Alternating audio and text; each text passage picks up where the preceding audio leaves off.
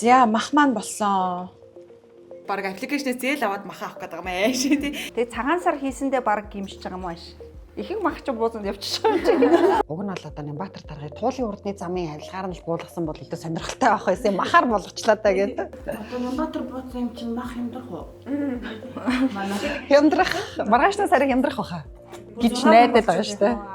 Уус төрчид бид нарын махыг идээд бид нар бас Мах идээ. Энийг ихлэ хилээ тавиад үзье. Үхрийн ястай мах нь килограмм 30 мянга гэж байгаа юм тий. Тэгээд цул мах нь 36 мянга юм байна. Бөмбөр дээр ер нь ингэж гайг байд юм уу? Яа манайх ерөнхийдөө өнө гайг байгаа. За. 58. Монгол эмэгтэй юм байна гэж тас. Таан дотор нь.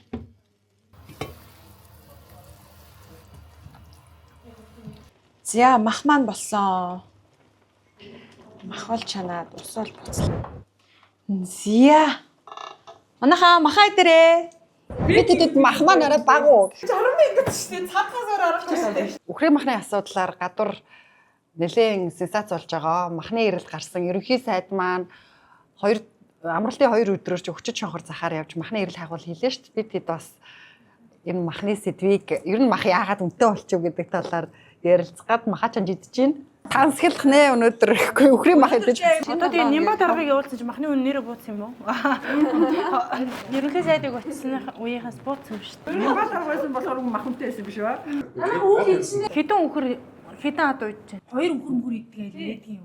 Хүн амын тоогоос болж байгаа юм шүү. Ам бол зүйд болохоор үхрийн гоё бол тийм өөрөөр. Хийн цалингийн бараг 40-оос 50% нь маханд явдаг гэсэн судалгаа гарсан байсан шүү дээ. Тэгээ одоо нөөцийн мах маань 30,000 төгрөг болчиход. Хоньных нь 13,000, үхрийнх нь 15,000. Мах яагаад үнэтэй болов гэхээр нөөцийн махаа одоо баг зараад байна. Нөөцийн мах илүү хомсдохоор нойтон махны үн бас дагаад өсөд байна уу гэдэг шиг байгаа. Би сая хөөс хөдөө аж ахуйн яамны газрын дараагаас асуусан л да. Тэгсэн чинь энэ жилийн хувьд болохоор яагаад ийм нөхцөл байдал бүр үүсч вэ гэсэн чинь уг нь бол нөөцийн махыг 8-9 сарын үед бэлддэг юм байна. Тэр үед чи одоо бүх малчид махаа нийлүүлдэг те. Тэгэхээр мах арай хямдхан байдаг үе. Гэтэл сая энэ жил 10 сарын сүүлээр 11 сард бэлдсэн нөөцийн махаа нөөцөлж эхэлсэн. Тухайн үед бас түлшний үн нэмэгдээд үнэтэй үед бэлтгэсэн гэдэг энэ хоёр нөхцөл байдлаас болоод үнэ нь арай өсөж гарсан байх гэж байна. Ий баримтаараа шүүгээд үзэх юм бол 2800 тонн зарагдсан. Одоо бол ингээм 1400 тонн байгаа гэдэг юм байна шүү дээ. Тэгээ 7 сарын 1 хүртэл нөөцийн мах одоо зархаж байгаа юм билээ. Өмнө бол 6 сарын 15 хүртэл зархаар байсан. Тэгээ одоо гол нь татаас өгнө шүү дээ. Хамгийн инээдтэй нь бидний татварын мөнгөөр татаас өгөөд буцаагаад одоо зарим иргэдийн хямд мах идэх үнийн татаасыг бид нэр төлж гинэ гэсэн үг шүү дээ. Тийм хоржонтой нөхцөл байгаа зү. Тэр нөөцийн мах бэлтгэдэг 9 компани, 2 нь Алтмаагийн Батбулгын хамаарал бүхий, нэг нь Хятадын компани байгаа нь бас их гайхаад байгаа. Одоо Хятад улсын иргэн бидний монголчуудын идэх, нийслэлчүүдийн идэх махыг бэлтгэж байгаа нь юу гэсэн үг вэ? Хүнсний аюулгүй байдал талдаа тий. Одоо яг нийслэлчүүдийн идэх махны үнийг яг хүчит шонхор зах дээр ингээд бараг 3-4 шат дамжлага дамжсан одоо тэр дамжлага бүртээ ингээд нэмэгдэж байгаа байхгүй юу? Та махны сурвалжлага Тийм, хүчит шонхор зах руу зураглаач Батболчтой явж өглөө эртлээ очиод бэлдсэн. Сүхбаатар болон нөгөө Төв аймгийн 2 малчнаас яриа авсан. Адууны махаа 12,000-аар бөөнөр зарангууд дотор лангуун дээр ороод адууны махных нь үнийг харангууд 17,500 болж байгаа жишээний. Хоньны мах 18-аас 21,000 төгрөгөөр бөөндөө зарсан хоньны мах чинь дотор 25,500-аас дээшгээ байх жишээний. Тэрүүн хурал гадаа дотор ялгаа. Үхрийн махаа 33-аас 36,000. Гадаа 25,500-аар заржсэн үхрийн мах шүү.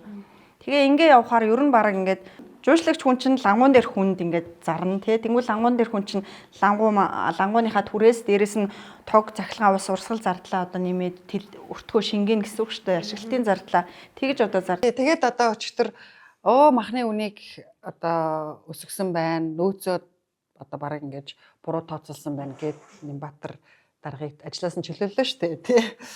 Өнөөдрөөс хойшлоор олон хүмүүс яриад л энэ уг нь бол одоо Нямбатар даргыг туулын урдны замын авилгаар нь буулгасан бол өдөө сонирхолтой байх байсан. Махаар болгочлаа та гэдэг. Тэн дээрээс юм олдог юм болов уу? Одоо Нямбатар бууцсан юм чинь мах хямдрах уу? Хямдрах, маргаашны сарын хямдрах баха гэж найдаад байгаа шүү дээ. Өвлөө нэг тал өхөр нэг тал одоо өөрсдөө бэлтгээ идчихэж байгаа байхгүй. Тэгээ цагаан сар хийсэндээ баг гимшиж байгаа юм ааш. Ихэнх мах ч буузанд явчихсан юм чинь. Нөөцийн мах бодлож авч ирсэн айл байна уу?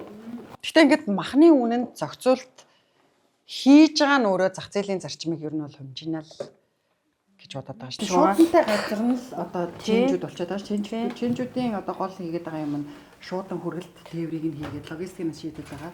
Тэнгүүд өнөөдөр хөдөө аж ахуйн сайд нь чэнжүүдийг байхгүй болгоно гэдсэн. Тэгэхээр ч одоо яг яаж арилжаал болох юм бэ? Чанар стандарт явж очиж байгаа юм шиг. Шууд малчтын гар дээрээс авна гэхэр чинь одоо хүнсний аюулгүй байдал, одоо мал бэлтгэлт эднэр чинь зөрчигдөж гин гэж үзээд байгаа байхгүй. Энд чи болоо хамгийн олон үеэрсэн. Гадагшаа маха ийм хямд үнээр экспортлдог хэрнээсээ бид нар өөрсдөө өндөр үнээр авч идээд байна гэдгийг надад амар хэцүү санагдсан.